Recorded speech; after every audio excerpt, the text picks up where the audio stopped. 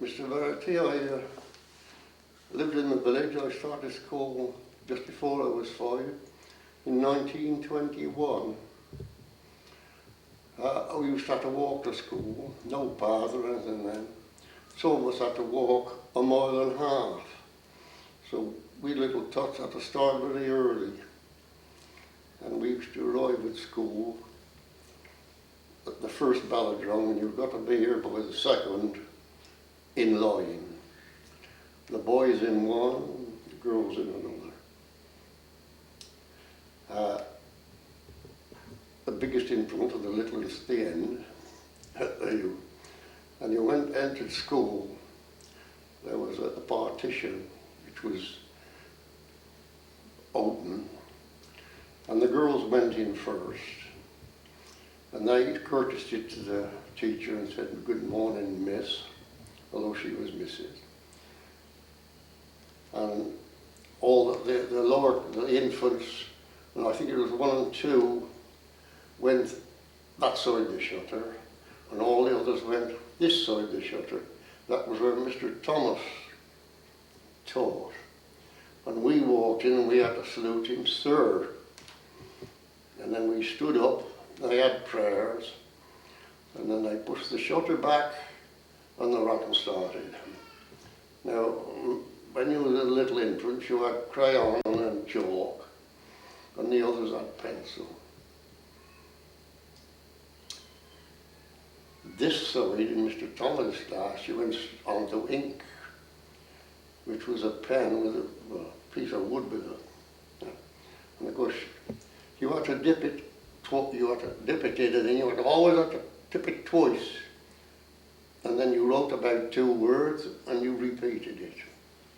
And it was a slow process. And of course, you were frightened to death to get a spot on. And half the time you were not very, very bright, you'd miss what he said, so and that was how it went. And of course, different classes used to get some different lessons, you see, because he took 3, 4 and 5 and a few special. And you was listening to that sometimes, or it interfered with you. So unless you was very bright, you couldn't keep up. I would say that 75% of the boys could just read and write and do a bit of arithmetic. Some couldn't do that. You was produced to work on the farm, in the forest, or in a forge or something like that. You weren't produced to be somebody, you know. Lucky some of them, but with a bit of money, like their children who got a bit of tuition, or the parents got children, they was ahead of you, because you didn't get anything like that, nothing at all. And discipline. Used to get the cane, quite often actually, for if you got a little ink on your book, or because all you had is a pencil, pen, and a piece of botting. Yeah, and of course, she used to get a lump on and he used to go and another thing, he used to pull your hair like this. She used to itch around the legs. She never itched. The girls had a little bit of discipline, usually standing in the corner and that sort of thing. Very, very hard it was, really. But of course it was all the same, so you didn't realise at the time. And it was cold and things like that, but in the summer it was nice to get out and play, for 20 minutes. And on a Wednesday, the girls did sewing, and we done gardening and cleaning, the boys, all of you. Cleaned all the playground and all the way around and done that. That was the sort of thing. And it, as I say, I was taken to hospital, and I was in Monaco ward was for 12 months, You weren't allowed to see anybody, any parents. That was out. They didn't allow parents to see you. And you didn't get any education at all. And we hadn't got any books. You'd read a comic sometime. So of course, all that was lost to me. And other children, some of them, you know, they'd have this pneumonia and they'd be away weeks. If they broke an arm, then you didn't come back to school. I mean, you had to stop at home. On a leg, well, that was a 6-month job usually. Because you know, it isn't like the modern system. And it was very hard for the children. It was very hard for me, I know. And of course the toilets were all open toilets. I mean, our gents' toilet, there's a wall down there. That's all. And that was what life was like. But they did try the teachers. And then there was days when he would have to go to County Hall or somewhere. And she taught everybody the best she could. But it meant nothing really. How many were there of you, I should think there was about 90. So, you know, he'd have the biggest half and she had that. And another thing, when you were small, you wanted to go to the toilet like a young kid. And they were frightened to death. I was, to put my hand up, but you didn't always get recognised. They'd say, you'll be going out in a minute. And that minute was too late. But you cleaned it up. And no parents come to the school, you know. They might come the first day. Well, if you've got a big brother or sister, you had it on a piece of paper, your name and religion, and handed that in, and that was it. You never see any parents at this gate here. And you had to stay. I never knew them close the school for bad weather. I know they did for mumps and measles sometime, but not for that. And you'd leave here at 4 o'clock. We'd got a mile to go on.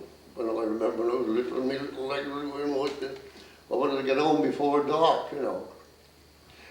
I remember an instance when he was going to say our prayers, the guys would say our prayers before we come home.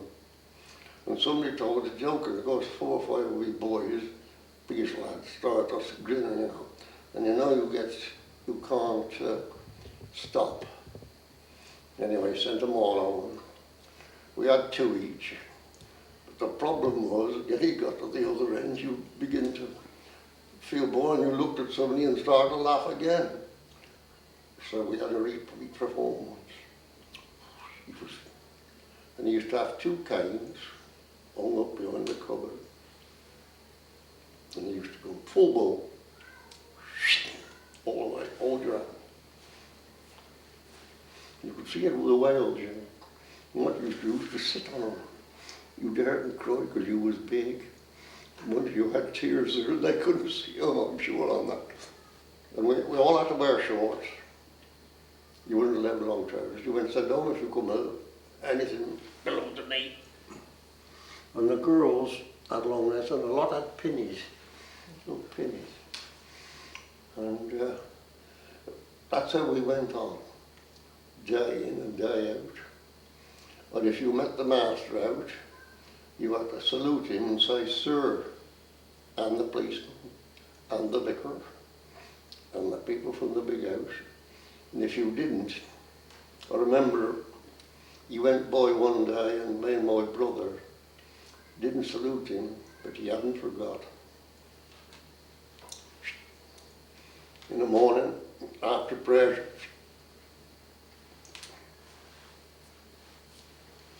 because we didn't salute him.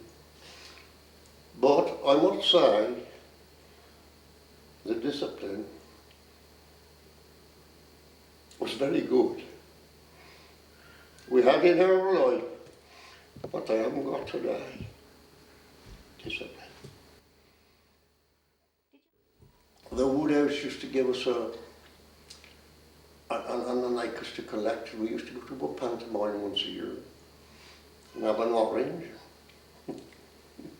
We had one or two little plays here for Christmas. You know, just Boudessy or somebody like that, you know, different little plays. But they tried, but it was difficult.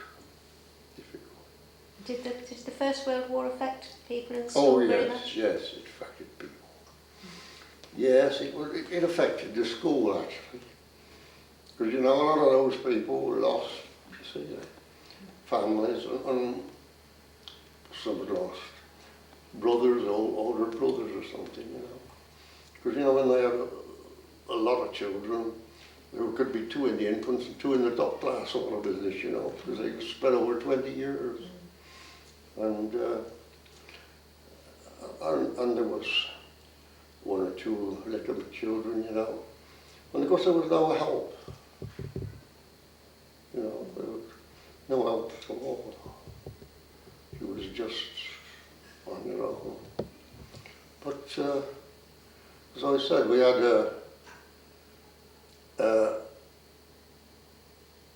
I had something that lasted me all my life. And what age were you when you left school? What age were you when you left school? Just before I was 14. You were 14? Before I was 14. Because I'd got a job. Church school, and you just saw the vicar. So I got a job off. I mean, well, yes, I didn't want to waste money on it. That's true, you know. I mean, they haven't got it actually. But yeah, so I had discipline. I wouldn't go get on a bus if there was a lady there. Sit down. Or an old man, or anything like that, you know. Oh, she opens the door there. Come on. That's what they haven't got today, have they? No, you're quite right. No. No. But I learned a lot after I left school myself. Learned myself a lot, but I had nobody to ask, so it was hard. But a lot of us made it. I mean, I made it in life. My brother, farm's own farm, my 2 sisters, both got on well. And so we can't grumble in that way. But one day we had to strive for it. I mean, it wasn't easy. I mean, I always said sir, or I always said sir to the policeman. They call you sir now, but he used to say sir to the policeman. The vicar and his wife and 1 or 2 prominent people. And you never call anybody your elder, hello Bill, unless you was very, very friendly with him, you work with him. It was always Mr. Jones, Mr. Smith, Mrs. Smith, and things like that. That was, you were going home and you was going from school. The lady was at the gate, you know, Mrs. Scuff, you'd say, good evening, Mrs. Scuff. It was because you was taught that way, which wasn't a bad thing, you know. It wasn't a bad thing at all.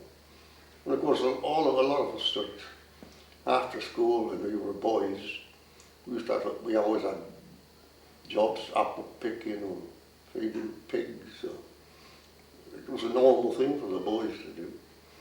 And the girls had to help their mothers. And that was part of life.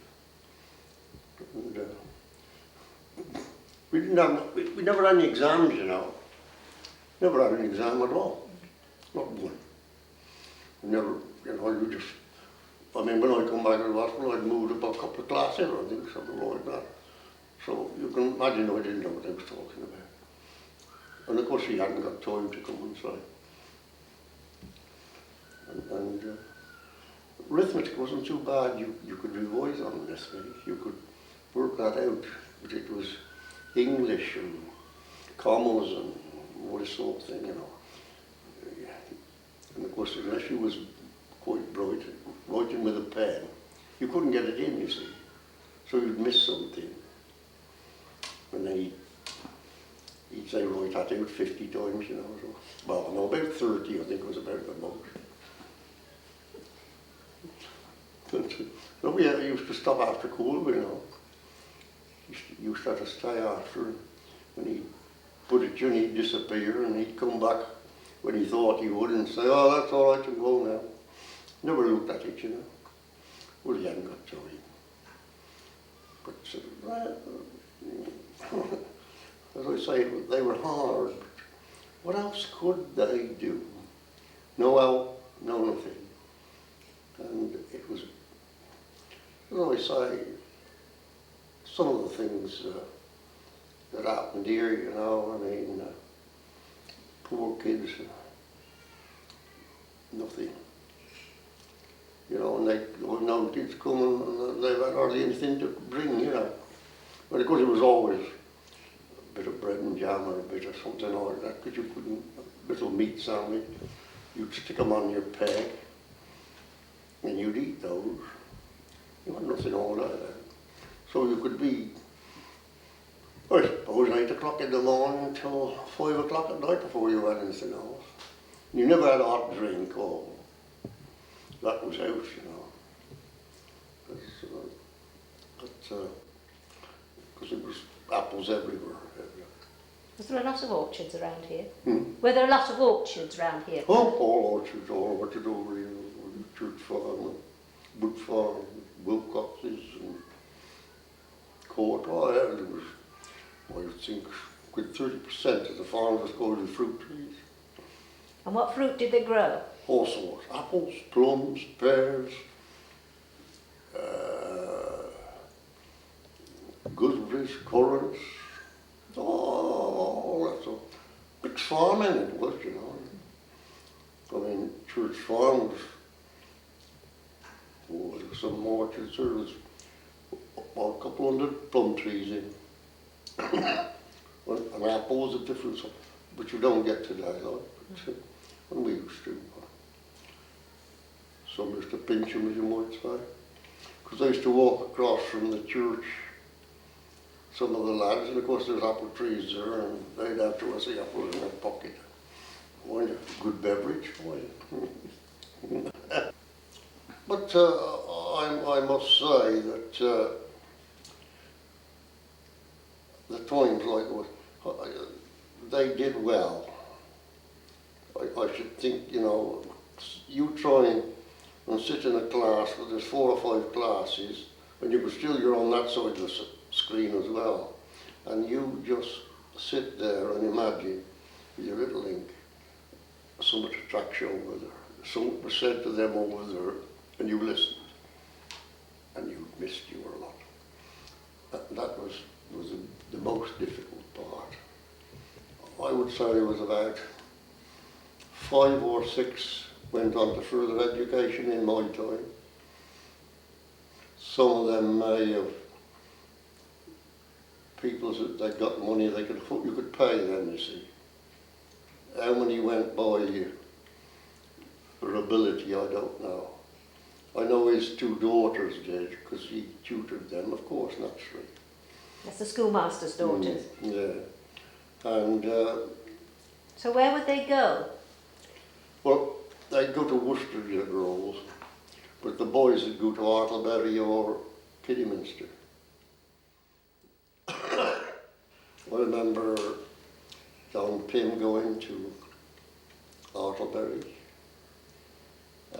Sprague went to Kidderminster. And I used to cycle, you know. And as I say, there was about 6. I just remember the Hodgkinsons going.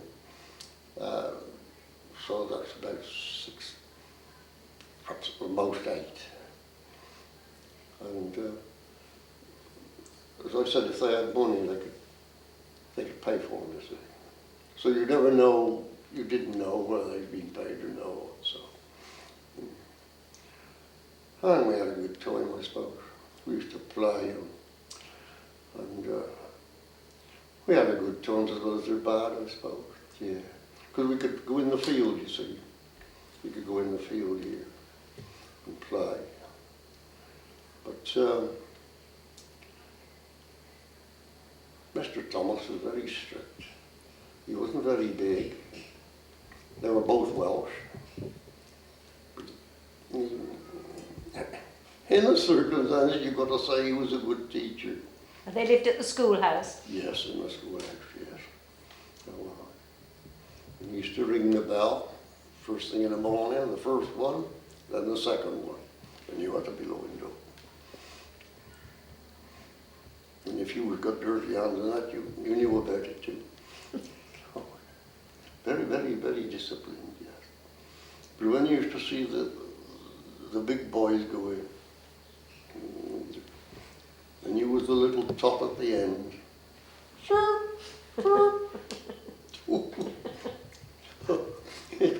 And of course, the amazing thing was, you'd start off at school, we'd start off when I was young, little toddling along, and again you got up the road, 2 or 3 more had joined you. Some up here, some down here. And you was toddling, of course. The big ones, they could run, you know, and of course you tried to keep up with them. And toddling along, and you're frightened to death, I was saying. Frightened to death in the infant school, frightened to death. You used to sit along the wall, the infants, and then the other 2 classes was there. But she was more, not quite as bad as him, but she could, she started. And I dressed the girls down, and by God, they didn't show their leg, else I was in trouble, I'll tell you.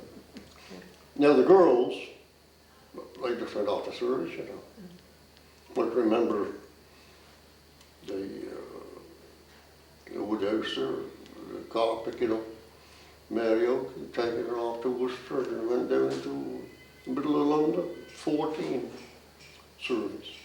My sister went to Whitburn Hall. Good luck to get out of that bloke. I won't tell you how wicked they were to him. And were there many employed at the Woodhouse? Yes, there was to be a butler, head of the house, and about 3 others, and about 2 gardeners or something like that. And, but that was the thing for girls to do. If they were lucky, and they could get a job, and the bus could pick them, because you used to go to Baxley's Corner, and if they could get a job at the carpet works, the bus would take them. Which of course, jobs weren't so easy to get then. They just had to take what was there. And it was a tradition for girls to go into service, and boys to go into the forest or into the garden, or, you know. And then of course I was lucky because I went on the tractors and the lorries, you know. It was my first, and I liked that actually. And then the war coming, I never went back. Never went back. It must have been hard work, wasn't it, on the farms? Yeah. For no reward. No reward. And they expected you to work when they wanted you to as well, you know. I mean, I was 14, 7 and 6, 52-hour minimum. And in the winter, you'd be in the fields with there was a lot of this man and boy business, you know. And it'd be dark. You couldn't see what you were doing, but you had to stop there till that tell you. So you stayed there. Tell us about the wasps again, now we're filming. Oh, the wasps, we used to catch at the annual show. They used to give a prize for them to catch the most green wasps. And me and my brother, we were pretty good at this. So we used to go around and get these queens. And then when I was putting the cards out on the table, you know, we used to work it out. My brother had the most, and then I had the next, so we got first and second prize. Half a crown and a shilling or something. So it was a lot of money to us. Well, how did you capture the queen wasps? We used to dig them out. I thought sometimes we used to get gunpowder, black gunpowder, and make it into a paste. Stick it in the oven, put a match to it, and all the smoke. Then you had to dig fast and find the queen. And then there was Mr. Oakey had bees, and he used to go all around this area with stitching out, you know, this deadly poison and a bit of wadding, poking the hole. That killed them. And so we used to go and dig them out after he killed them. So that helped us a lot. And occasionally you'd get a nest with a lot of queens in, whether it was a system of, you know, nature striking to get more, and you'd get quite a few. So you used to pin them on the board. Lovely. Prize. Yeah. Yeah, and what do I say? Going back to school, I suppose.